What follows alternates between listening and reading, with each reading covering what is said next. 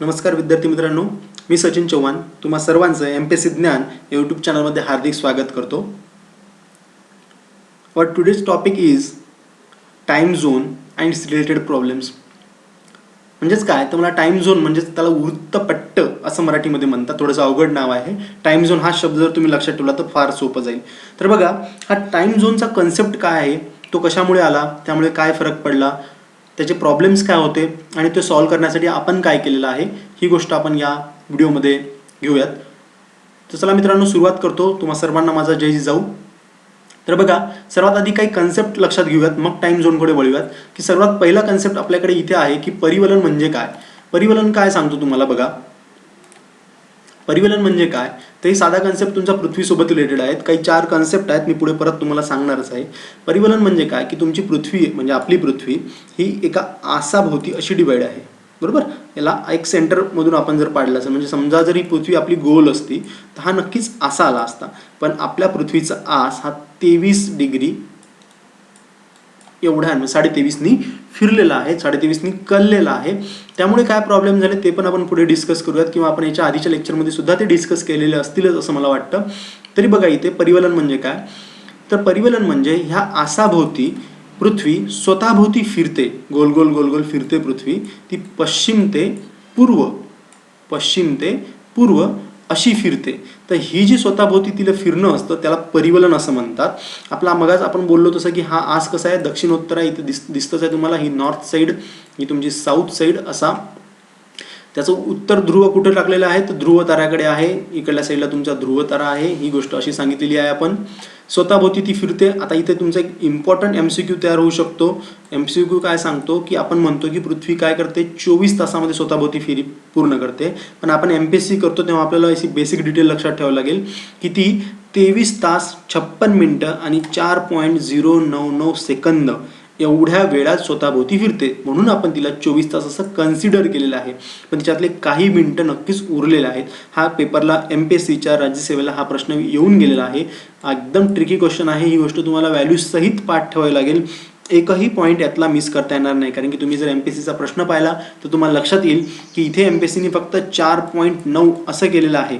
एवढा basic difference केलेला आहे. पण आपला तो पण प्रश्न चुकेल जर आपल्याला पूर्ण व्हॅल्यू पाठ नसेल तर. मी परत सांगतो, व्हॅल्यू काय आहे, 23 तास 56 मिनिट आणि 4.099 सेकंद एवढ्या वेळात पृथ्वी स्वतःभोवती एक फेरी कंप्लीट करून घेते. बघा, स्वतःभोवती फिरणं याला परिवलन असं म्हणायचं. आता पृथ्वीचा जो आस आहे त्या आस आणि ती पृथ्वी ज्या स्पीडनं फिरते, ज्या गतीनं स्वतःभोवती फिरते तिला अक्षीय गती असं नाव वापरलेलं आहे. परिभ्रमण म्हणजे काय तर तुमची पृथ्वी ही सूर्याभोवती फिरते, बरोबर. ही पृथ्वी जेव्हा सूर्याभोवती फिरते तर त्या गोष्टीला परिभ्रमण असं म्हणतात. आणि या परिभ्रमणामुळं काय होतं तर ऋतू तयार होतात. कशावर, पृथ्वीवर काय तयार होतात, ऋतू. किती ऋतू आहे बरं भारतामध्ये तर आपण 4 असे कन्सिडर करतो. मोस्टली 3 समजतात, पण परतीचा पावसाळा जर घेतला तर 4 ऋतू असे समजून घेतो आपण, बरोबर. मग इथे एक कन्सेप्ट राहिला होता आपला की परिवलनामुळे काय होतं तर मग परिवलनामुळे दिवस आणि रात्र तयार होते. आधीच्या तुमच्या लॅटिट्यूड आणि लॉन्जिट्यूडच्या लेक्चरमध्ये मी तुम्हाला सांगितलेलं आहे की रात्र आणि दिवस कसा तयार होतो. तर ते व्हिडिओ सुद्धा मी या डिस्क्रिप्शन बॉक्समध्ये टाकेल, ती लिंक तुम्ही जरूर पाहावी. बघा, आपला पुढचा कन्सेप्ट काय सांगतो, कक्षीय गती. कक्षीय गती म्हणजे काय तर बघा, पृथ्वी जेव्हा परिभ्रमण करते सूर्याभोवती तर ती ज्या स्पीडनं सूर्याभोवती फिरते, किती दिवसाला फिरते तर आपण असं कन्सिडर करतो की 365 दिवसाला एक परिभ्रमण तिचं कंप्लीट होतं, बरोबर. मग 365 दिवसाला ज्या काही स्पीडनं ती फिरते तिला काय म्हणायचं, कक्षीय गती असं म्हणायचं. बघा, अजून एक कन्सेप्ट इथे पुढचा लक्षात घ्या, महत्त्वाचा कन्सेप्ट आहे हा, पुढे येणाऱ्या प्रॉब्लेमसाठी सर्वात महत्त्वाचा आहे. आता पृथ्वी ही गोल आहे, 360 डिग्री, गोल म्हणले की 360 डिग्री आलं. एका दिवसामध्ये 24 तास असतात. मग 24 तासाने मी जर डिवाइड केलं तर 15 डिग्री पृथ्वी एका तासामध्ये फिरते. लक्षात ठेवायचं आहे तुम्हाला, 15 डिग्री फिरते पृथ्वी किती वेळामध्ये, एका तासामध्ये फिरते. मग हेच जर मी थोडंसं मिनिटामध्ये कन्वर्ट करतो, मग 60 मिनिटाचा 1 तास, त्याने एका याच्यामध्ये किती 15. मग 60 डिवाइड बाय 15 केलं तर किती 4 मिनिट. म्हणजे 4 मिनिटामध्ये पृथ्वी किती फिरते तर पृथ्वी 1 डिग्री एवढं फिरते. ठीक आहे मित्रांनो, चला पुढे घेऊयात. बघा, हा अक्षवृत्त आणि रेखावृत्त आपला कन्सेप्ट आपण याच्या आधी शिकलेलो आहे. जे उभे असतात, बरोबर, त्याला काय म्हणायचं आहे, रेखावृत्त म्हणायचं आहे. आणि जे आडवे असतात त्याला काय म्हणायचं, लॉन्जिट्यूड्स असं म्हणायचं, बरोबर. म्हणजेच लॅटिट्यूड म्हणायचं म्हणजे अक्षवृत्त झालेत ते. आडवे जे असतात ते अक्षवृत्त, उभे जे असतात ते रेखावृत्त. आधीच्या लेक्चरमध्ये मी सांगितलं. ही एक बेसिक डायग्राम बघून घ्या की आपण अक्षवृत्त आणि रेखावृत्तांची वृत्त जाळी तयार केली असेल, त्या वृत्त जाळी पृथ्वीवर कशा प्रकारात दिसतात हे बेसिक इन्फॉर्मेशन सगळ्या गोष्टीची दिलेली आहे. इथे प्राईम मेरिडियन सुद्धा दिलेलं आहे आणि त्याच्या लेफ्ट साईडला किती, राईट साईडला किती आणि वर किती गेलेत, खाली किती गेलेत, यांनी काय काय फरक पडला याच्या आधीच्या लेक्चरमध्ये आपण शिकलो आहे. आपल्याला इथे फक्त टाइम झोन कन्सिडर करायचा आहे, त्यामुळे आपण या इमेजवर जास्त बोलणार नाही. बघा पुढे काय. आता काय होतं की आपल्याला एखाद्या गोष्टीचं मोजमाप करायचं आहे, तर मग मोजमापासाठी काहीतरी बेसिक असलं पाहिजे, बरोबर ना. ही बेसिक म्हणजे काय, तर मग एक वॉच क्रिएट करायची. मग वॉच कशी क्रिएट करायची, तर आपल्याला काहीतरी गोष्टी अशा फिक्स्ड माहीत असल्या पाहिजे की ह्या परत परत होत असतात. मग परत परत होणाऱ्या गोष्टी कुठल्या, तर सूर्योदय आणि सूर्यास्त रोज होतो. मग सूर्याचं यामोत्तर संक्रमण हा प्रश्न तुमचा महत्त्वाचा. यामोत्तर म्हणजे काय, तुमचे रेखावृत्त. म्हणजे तुमचे रेखावृत्त काय सांगतायत बघा बरं तुम्हाला, की सूर्य परत आपल्या रोजच्या वेळेनुसार फिरतो, तो काही रेखावृत्तावरून फिरतो. मग रेखावृत्त कुठले आले ते, मग ते रेखावृत्तांची जी नावं असतील ते म्हणजे यामोत्तर संक्रमण. आणि पुढचा प्रश्न काय म्हणतो आपल्याला, अमावस्या आणि पौर्णिमा. अमावस्या आणि पौर्णिमा काय होते, दर 15 दिवसाला होते अमावस्या आणि पौर्णिमा. एका 15 दिवसाला तुमची अमावस्या होईल, एका 15 दिवसाला तुमची पौर्णिमा होते, बरोबर ना. चला, म्हणजे 15 दिवसानंतर हे म्हणजे एका महिन्याने येणार. आणि नंतर काय, पृथ्वीचं सूर्याभोवती कक्षीय परिभ्रमण. आपण आत्ताच सांगितलं कक्षीय परिभ्रमण किती दिवसाला होते, 365 दिवसाला होते. पण ह्या सर्वात महत्त्वाचं काय, तर सूर्योदय आणि सूर्यास्त ही गोष्ट जी आहे ना, ही हिच्यापेक्षा सूर्याचं यामोत्तर संक्रमण ज्याला असं म्हणतो, की यामोत्तर म्हणजे काय म्हटलं आपण, रेखावृत्तच. हे जे यामोत्तर संक्रमणावर सूर्य जेव्हा फिरतो, म्हणजे रेखावृत्तावर जेव्हा फिरतो, ही गोष्ट अशी मायन्यूट आहे. आणि ही मायन्यूट असल्या कारणाने ही नेहमी परफेक्ट टाईमनुसार होते. म्हणून आपण वेळ कॅल्क्युलेट करण्यासाठी किंवा वेळेचं महत्त्व कॅल्क्युलेट करण्यासाठी रेखावृत्तांचा वापर केलेला, बरोबर. तर ही गोष्ट कायम आहे, ही गोष्ट बदलत नाही. कारण की सूर्योदय आणि सूर्यास्त हिवाळ्यात वेगळा आणि उन्हाळ्यात वेगळा होऊ शकतो, त्याच्यामुळे वेळ फरक पडू शकतो. पण सूर्य जे आहे ते रेखावृत्तांवर येण्याचा वेळ हा नेहमी फिक्स्ड असतो. म्हणून आपण वेळेसाठी, वेळेचं मापन करण्यासाठी रेखावृत्तांचा वापर केलेला आहे. बघा आता स्थानिक वेळ नावाचा एक कन्सेप्ट आहे. स्थानिक वेळ काय सांगते बघा. स्थानिक वेळ, आता एक इथे कन्सेप्ट तुम्हाला MCQ साठी लक्षात ठेवायचा. कधी MPSC असं सुद्धा विचारू शकते की 1 तास म्हणजे काय, तर 1 तास म्हणजे होरा असं म्हटलं झालं. होरा, 1 तास म्हणजे काय, होरा असं त्याला कन्सिडर केलेलं आहे. 1 होरा, 2 होरा असं. बघा आता स्थानिक वेळ म्हणजे काय, तर प्रत्येक गावानी, प्रत्येक राज्यानी, प्रत्येक देशानी किंवा काही देशांच्या काही समूहांनी त्यांची स्वतःची एक वेळ डिसाईड केली असेल. काहीही असू शकते, कुठल्याही असू शकते. कशावरून डिसाईड केली असेल, तर मग आपण बोललो होतो की कशावरून डिसाईड करतात वेळ, सूर्यावरून. सूर्य काय, यामोत्तर म्हणजे आपल्या रेखावृत्तासमोर जेव्हा सूर्य येतो, कशासमोर येतो, रेखावृत्तासमोर सूर्य येतो. आणि ज्या रेखावृत्तासमोर सूर्य असेल तेव्हा जर दुपार असं कन्सिडर केलं, तर ती दुपार त्यावेळेसची काय झाली, स्थानिक वेळ झालेली आहे. आणि समजा म्हटलं आपण की सूर्य कुठे आहे, डोक्यावर आहे, म्हणजे ती जी सावली आपल्या पायाखाली जर पडत असेल तर किती वाजले असतील, 12 वाजले असतील. ठीक आहे ना, याला म्हणायचं स्थानिक वेळ. ही प्रत्येका जागी वेगवेगळी असू शकते. आता इथे बघा, इथे काय म्हटलेलं आहे की ह्या एक MCQ तुमचा, की पृथ्वीवर सर्व ठिकाणी स्थानिक वेळ सारखी आहे का, असं जर तुम्हाला MCQ विचारलं तर त्याचं उत्तर काय असेल, नाही. काय असणार आहे, नाही. का नसेल बरं, कारण की सूर्य हा एका जागीच आहे. म्हणजे सूर्य हा एका जागी आहे, पृथ्वी फिरत आहे. तर म्हणजेच काय झालं बघा, की एकाच ठिकाणी स्थानिक वेळ शक्य आहे का मग, म्हणजे एका ठिकाणी जर 12 वाजले असतील तर पृथ्वीच्या दुसऱ्या टोकाला सुद्धा 12 वाजले असतील का, नक्कीच नाही वाजले असतील. कारण की तिकडला पार्ट अजून सूर्यासमोर यायचाच आहे, म्हणून ती गोष्ट पॉसिबल नाही. म्हणजेच काय बघा, की पृथ्वीवरील एकाच रेखावृत्तावर पण निरनिराळ्या अक्षवृत्तावर असणाऱ्या ठिकाणी एकच स्थानिक वेळ असते का, हा दुसरा MCQ तुमचा. हा पहिला MCQ, हा दुसरा MCQ. तर ह्याचं उत्तर आहे हो. का बरं, तर बघा ही झाली तुमची पृथ्वी, हे झाले तुमचे रेखावृत्त, हे झालं तुमचे अक्षवृत्त. आता समजा आपण कन्सिडर करू की या रेखावृत्तावर 12 वाजलेले आहेत. मग इथे सुद्धा 12 वाजले असतील का, तर हो, कारण की पृथ्वी गोल आहे, याच्या समोरच असेल. इथं सुद्धा 12 वाजले असतील का, हो. इथे सुद्धा 12 वाजले असतील का, तर हो. म्हणजे हे दोन्ही गोष्टी एकमेकांना काय असतील, अपोजिट असतील. लक्षात घ्या. मी परत इथे सांगतो हा कन्सेप्ट, की पृथ्वीवर सर्व ठिकाणी एकाच वेळेस स्थानिक वेळ जी असेल ती पॉसिबल आहे का, तर त्याचं उत्तर आहे नाही. पण मग एकाच वेळेस अक्षवृत्तांवर सगळीकडे सारखी वेळ असू शकते का, तर हो. याचं उत्तर काय आहे, हो असंच असणार आहे. चला पुढे बघूया. आता काय म्हणायचं आपल्याला, एक कन्सेप्ट आपण याच्या आधीच्या लेक्चरमध्ये सुद्धा बघितलेला आहे, तरी इथे मी परत सांगतो की जर समजा मी एक पृथ्वीची अशी टाईमलाईन काढली आणि हा माझा जर 0 डिग्री मेरिडियन कन्सिडर केला, तर मी जेव्हा इकडल्या साईडला जातो म्हणजे ईस्ट साईडला जातो तेव्हा मला काय करायचं आहे, व्हॅल्यूला काय करायचं आहे, ॲड करायचं असते. आणि जेव्हा मी वेस्ट साईडला जातो तेव्हा मला व्हॅल्यूला काय करायचं आहे, सबट्रॅक्ट करायचं आहे. बरोबर. मग सबट्रॅक्ट करायचं आहे म्हणजेच वेळेला मागे न्यायचं आहे आणि प्लस करायचं आहे म्हणजे वेळेला काय न्यायचं आहे, पुढे न्यायचं आहे. तर किती न्यायचं आहे, तर 4 मिनिटे 15 रेखांश असं आपण मग बघितलेलं आहे. 15 रेखांश कधी होतात, 1 आवरमध्ये. आणि 4 डिग्री कधी, 4 मिनिटामध्ये काय होतं, तर 1 अंश एवढं फिरलं जाते पृथ्वी. ही गोष्ट तुम्हाला लक्षात ठेवायची आहे. बघा आता एक प्रमाण वेळ म्हणजे काय कन्सेप्ट आहे हे आपण इथे बघून घेऊया. आपण आता स्थानिक वेळ प्रत्येक, आपण मग बघितलं की प्रत्येक गावाची, प्रत्येक देशाची, प्रत्येक राज्याची ही वेगवेगळी असू शकते. पण जर एखाद्या देशाने एखाद्या स्थानिक वेळेला त्या देशाची प्रमाण वेळ म्हणून जर मान्यता दिली की आम्ही ह्या देशामध्ये ह्या वेळेला सर्व देशातल्या सर्व लोकांनी याला मान्यता दिलेली असं जर आपण कन्सिडर केलं असेल, तर त्या स्थानिक वेळेला त्या देशासाठी त्या देशाची प्रमाण वेळ असं आपण म्हणतो. आता प्रमाण वेळ कशी बरं, तर बघा इथं पुढे मी सांगतो की भारतामध्ये प्रमाण वेळ करायची होती. भारतामध्ये प्रमाण वेळ कशी केली त्यांनी, तर 1880ला याचा विचार सुरू झाला की प्रमाण वेळ काय असायला पाहिजे.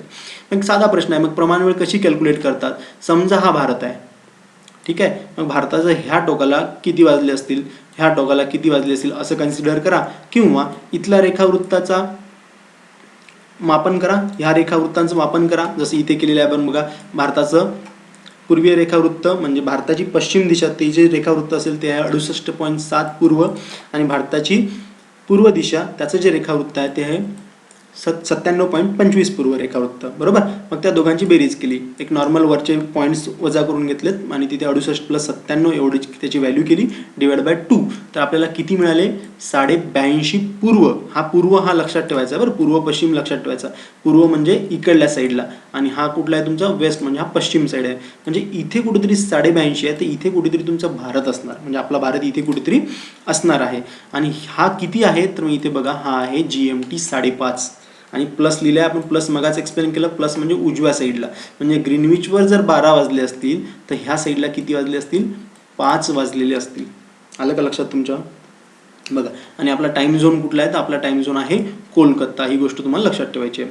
अजून बघा एक MCQ, एकदम बारीक MCQ आहे इथे, की भारताची जी टाईमलाईन आहे जी 82.5ची आहे ती कुठून गेलेली आहे, तर ती कुठून गेलेली आहे, तर मिर्झापूर. बऱ्याच पुस्तकामध्ये 2 वेगवेगळ्या गोष्टी दिलेल्या आहेत.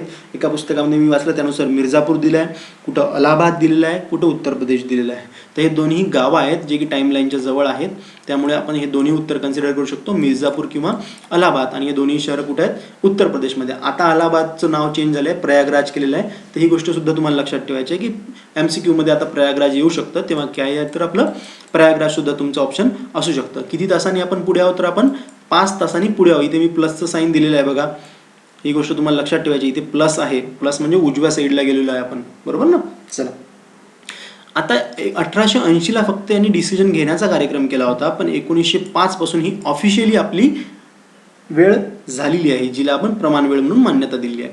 बघा अजून एक MCQ तुमचा इथे क्रिएट होतो, की मग जर ही प्रमाण वेळ आहे, ही प्रमाण वेळ म्हणजे आपली भारताची टाईमलाईन ही किती राज्यांमधून गेली. बरोबर. हा एक पहिला MCQ. तर ही 5 राज्यांमधून गेलेली आहे. ठीक आहे मित्रांनो. मग 5 राज्य कुठले, तर ह्या 5 राज्यांची ही नावं.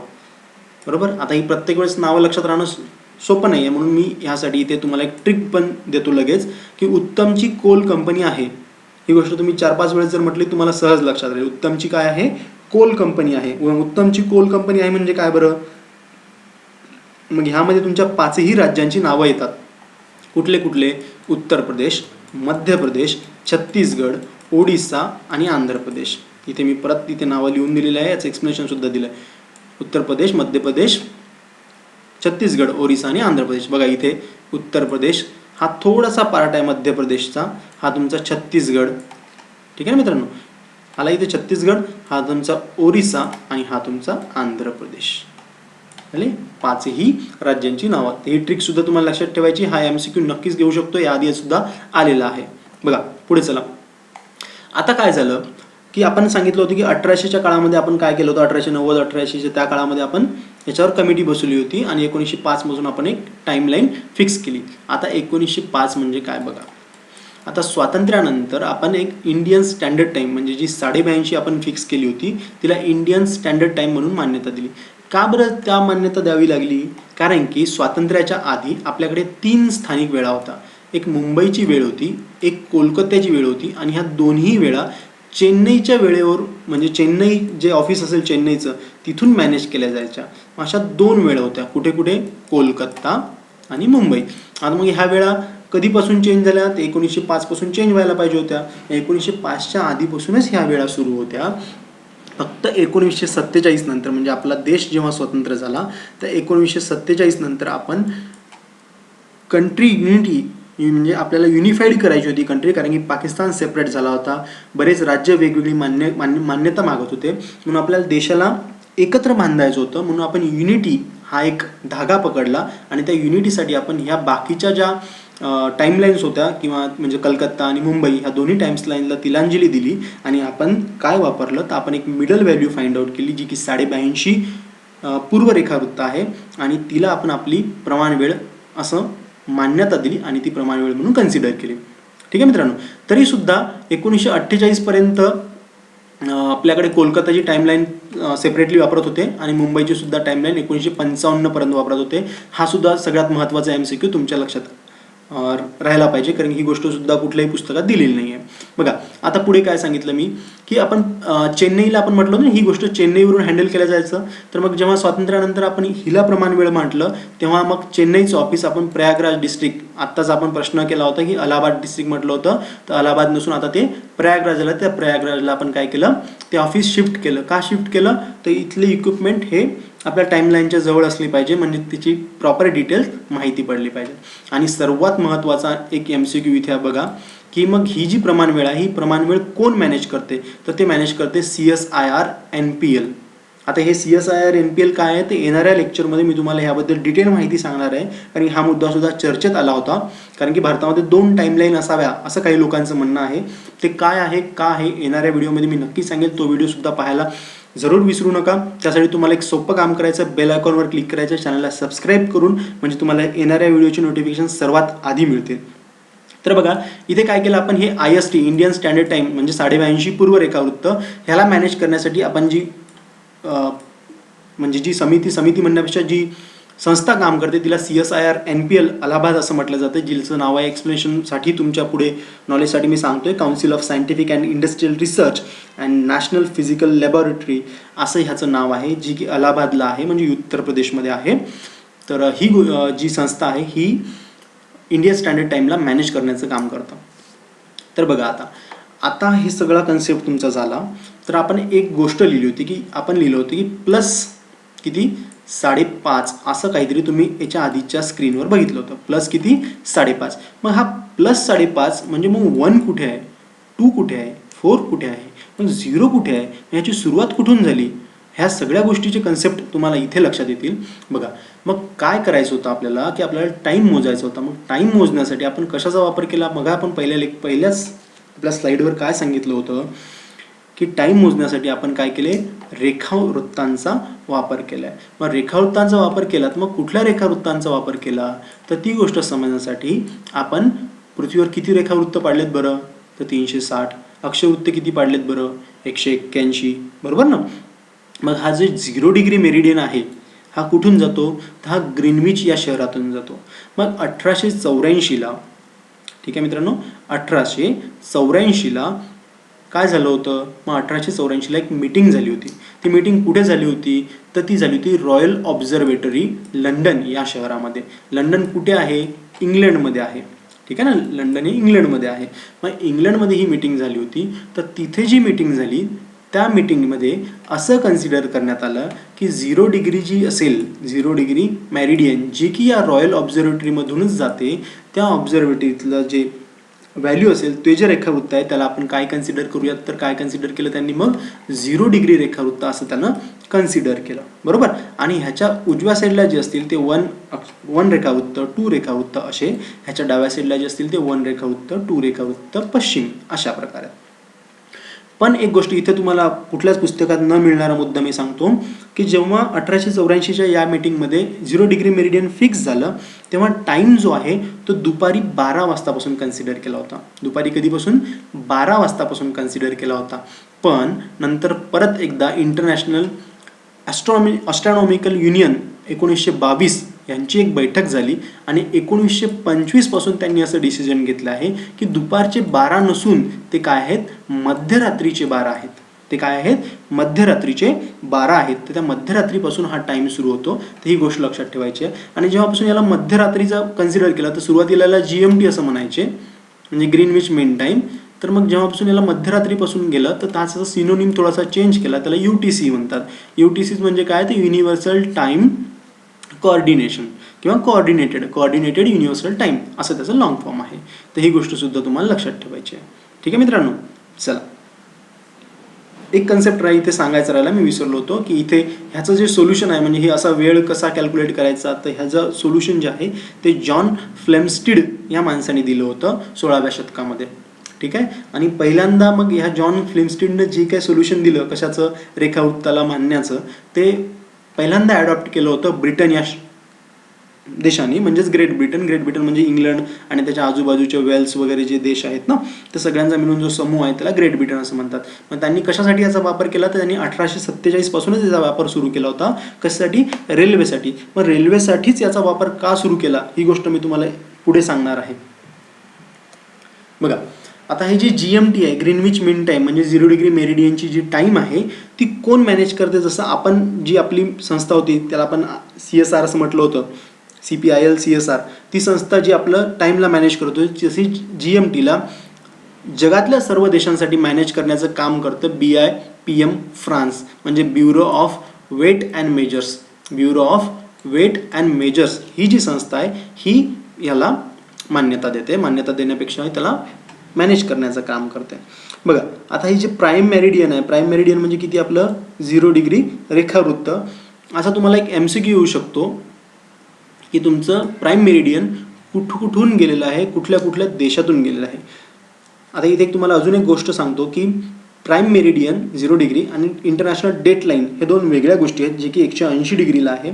तर 0 डिग्रीची जी टाईम लाईन आहे ही जमिनीवरून जाते, पण 180 डिग्रीवरची जी डेट लाईन आहे ती जमिनीवरून न जाता समुद्रातून जाते. ती का समुद्रातून जाते मी पुढच्या व्हिडिओमध्ये तुम्हाला नक्कीच सांगणार आहे. त्यासाठी तुम्ही चॅनलला सबस्क्राईब जरूर करा. बघा, आता उत्तर गोलार्धातून जेव्हा आपलं टाईमलाईन जात आहे ते कुठल्या देशातून जात आहे, तर बघा सिक्वेन्स वाईज लिहिलेलं आहे. सिक्वेन्स वाईजच तुम्हाला लक्षात ठेवावं लागेल. युनायटेड किंगडम, UK म्हणजे इंग्लंड, फ्रान्स ह्या देशातून जाते. मग स्पेन, अल्जेरिया, माली, बुर्किना फॅसो, टोगो आणि घाना अशा किती देशातून झाली, अशा 8 देशातून, म्हणजे उत्तर गोलार्धातील 8 देशातून ही टाईमलाईन जाते. मग दक्षिण गोलार्धामध्ये पण काही देश असायला पाहिजे, पण तुम्हाला सर्वांना ही गोष्ट माहीत असेल की दक्षिण गोलार्धामध्ये मुख्यतः सागराचा प्रदेश आहे, म्हणजे पाण्याचं राज्य आहे. मग पाण्याचं राज्य असेल तिथं फक्त एक अंटार्क्टिका हा एवढाच एक खंड अस्तित्वात आहे, पण जिथे मनुष्य वस्ती नाही आहे किंवा नाच्या बरोबर आहे, तिथे त्या अंटार्क्टिकाच्या लँडवरून, म्हणजे त्याला क्वीन मॉड ऑफ लँड असं म्हटलेलं आहे, क्वीन मॉड लँड असं म्हटलेलं आहे, त्या जमिनीच्या भागावरून सुद्धा ही तुमची GMT जाते. ठीक आहे मित्रांनो. चला, आपण जी 1884च्या कॉन्फरन्सची गोष्ट केली होती, हेच ती कॉन्फरन्स, हेच ते लोक जे रॉयल ऑब्झर्वेटरीमध्ये जमा झाले होते.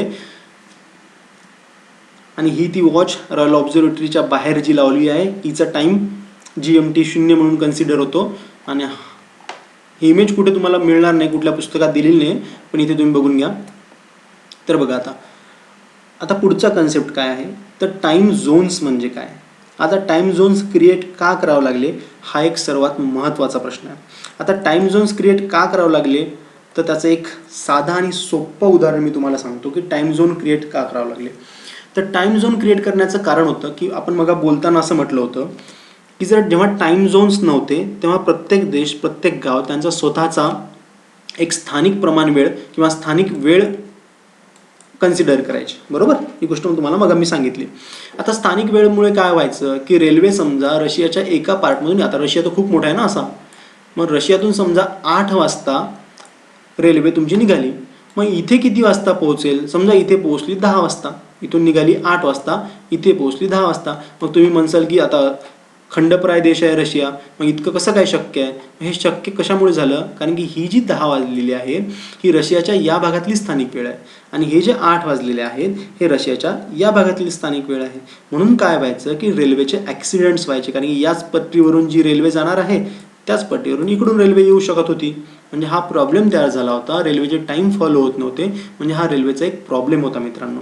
ठीक आहे. दुसरं म्हणजे काय, कंट्रीजला बिग एरिया, आता जसं आपण रशियाचं उदाहरण घेतलं, म्हणजे इथे काहीतरी वेगळीच वेळ, इथे काहीतरी वेगळीच वेळ, जे की पॉसिबल नव्हतं. म्हणजे हा माणूस जेव्हा ट्रॅव्हल करून येईल इथे 8 वाजले आणि हा इकडे ट्रॅव्हल करून येईल आणि इथे 7च वाजले असं जर त्याला समजलं त्याचं नुकसान होईल, बरोबर ना. म्हणजे हा एक प्रॉब्लेम होता. आणि काही सोशल प्रॉब्लेम्स होते. सोशल प्रॉब्लेम म्हणजे चोरी चकारी वगैरे काही जे असतील प्रॉब्लेम्स त्या प्रकारात. म्हणून काय केलं, काही टाईम झोन्स आपण तयार केले. आता टाईम झोन्स कसे तयार केले ही गोष्ट तुम्हाला सर्वात महत्त्वाची आहे. पुढच्या स्लाईडवर तर मी सांगणारच आहे, तरीसुद्धा मी इथे तुम्हाला सांगून ठेवतो की टाईम झोन्स कसे क्रिएट केले. तर जसं 0 डिग्रीपासून आपण सुरुवात केली, 0 डिग्री मेरिडियन, बरोबर, 0 डिग्री रेखावृत्त. मग 0 डिग्री आता आपण मग बघितलं होतं की 15 अंश किती वेळात पडतात, एका आवरमध्ये. म्हणून आपण काय केलं, पृथ्वीला 24 भागांमध्ये डिवाईड केलं. एका तासाच्या 24 भागामध्ये पृथ्वीला काय केलं, डिवाईड केलं आणि ह्याला म्हटलं आपण एक टाईम झोन. ह्याला म्हटलं एक टाईम झोन, ह्याला म्हटलं एक टाईम झोन.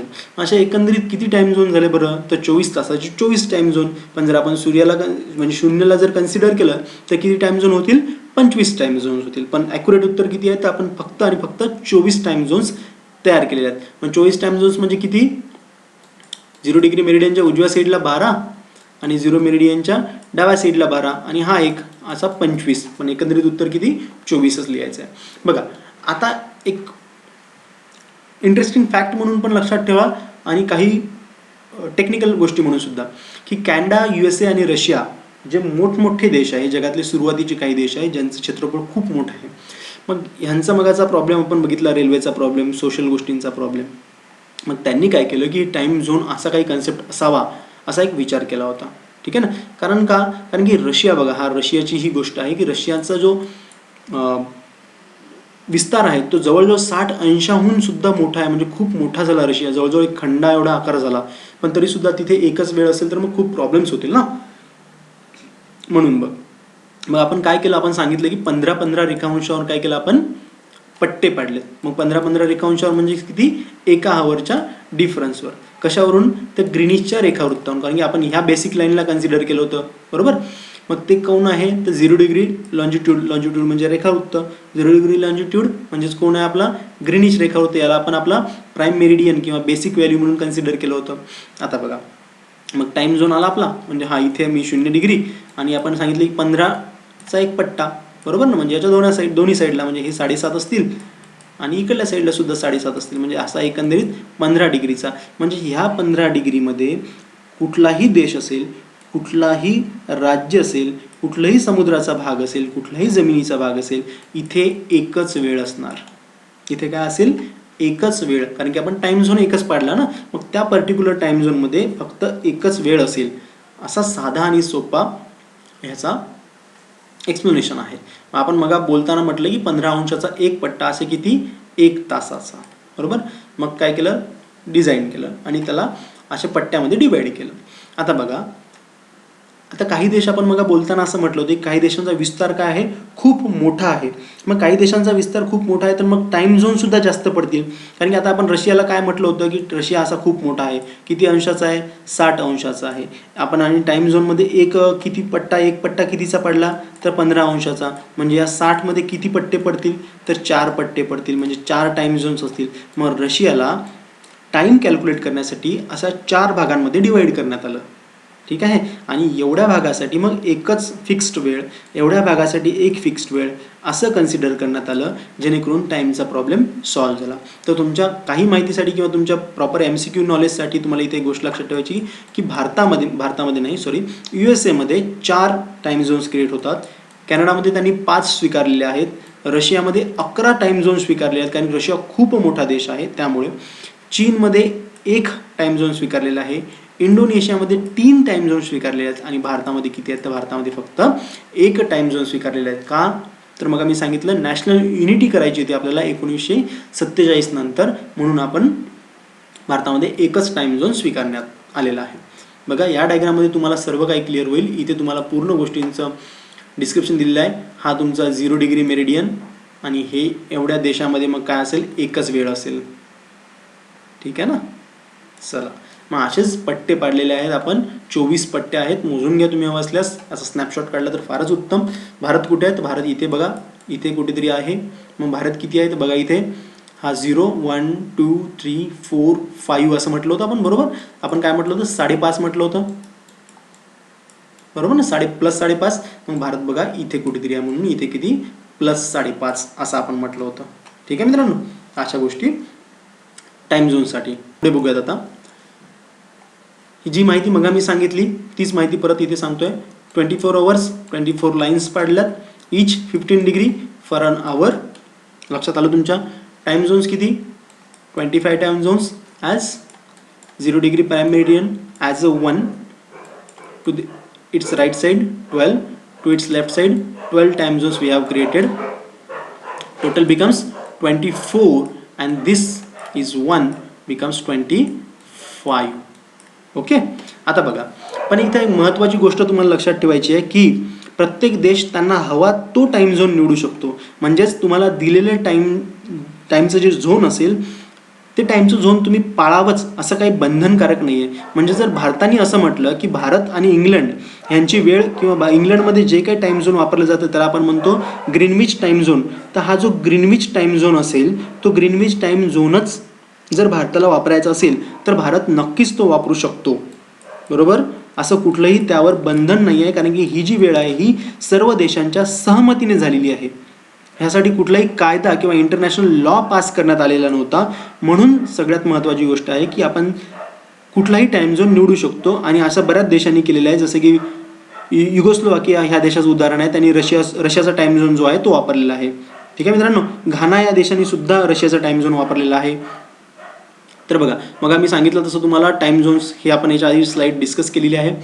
तर ही एक गोष्ट साधी तुमच्या माहितीसाठी की AM मध्यरात्रीपासून पुढचा टाईम त्याला अँटी मेरिडियन असं म्हणतो, आणि त्याच्यानंतर PM मध्यान्नापासून मध्यरात्रीपर्यंतचा टाईम झोन त्याला पोस्ट मेरिडियन असं म्हणायचं.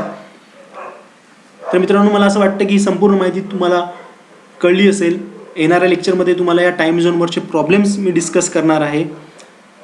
त्यासाठी तुम्हाला बेल आयकॉनवर नक्कीच क्लिक करावं लागेल, कारण की तुम्हाला त्या व्हिडिओचे अपडेट्स मिळतील. चॅनलला लाईक, शेअर आणि सबस्क्राईब जरूर करा मित्रांनो. धन्यवाद.